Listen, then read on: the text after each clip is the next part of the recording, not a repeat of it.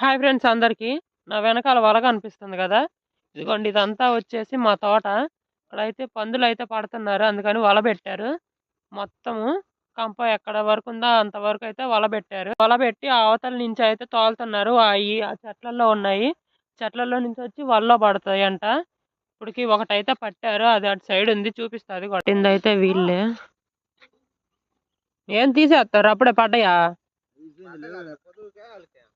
ఆహా, ఇంకా వల్ల అయితే తీసేస్తున్నారు, ఇంకేం పడలేదని. అటు సైడ్ ఉన్నదైతే చూపిస్తా పదండి. మీకు చిన్న దారిలో నుంచి అయితే వెళ్ళాలి లోపలికి, దాన్ని చూపించడానికి. అయినా వెళ్ళి చూపిస్తాను మీకు. అటు సైడ్ అయితే కట్టేసి ఉన్నారు. అబ్బా, బొక్కలో నుంచి అయితే దాటుకొని వచ్చేసాను. ఇదిగోండి ఇక్కడే ఉంది అది, అదిగోండి అటు సైడ్ ఉంది, అదిగోండి కదులుతుంది.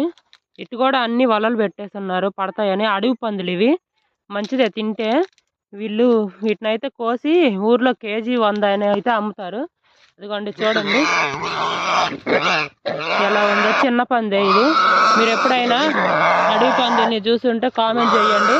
ఇది ఎక్కువగా సౌండ్ చేస్తుంది, నాకైతే భయం వేస్తుంది. దాని సౌండ్కి అయితే నాకు భయం వేస్తుంది. ఇంకా అందుకని నేను వచ్చేస్తున్నాను, అది తాళ్ళు దించుకొని పైన పడుతుందేమోనని. ఇంకా మీరు ఎవరైనా అడవి పందులను చూస్తుంటే కామెంట్ చేయండి. ఆ పెద్దవాళ్ళతోటి చిన్నపిల్లలు కూడా వచ్చారు పట్టడానికి వాటిని. ప్రస్తుతం వాళ్ళకి ఇంకా ఒకటే పడ్డదంట, ఇంకా తీసేసుకొని వెళ్ళిపోతున్నారు దాన్ని. ఇంకేం పడలేదని ఇదిగోండి వలలన్నీ తీసేశారు. కట్ సైడ్ కూడా తీసేస్తున్నారు. ఓకే మరి బాయ్.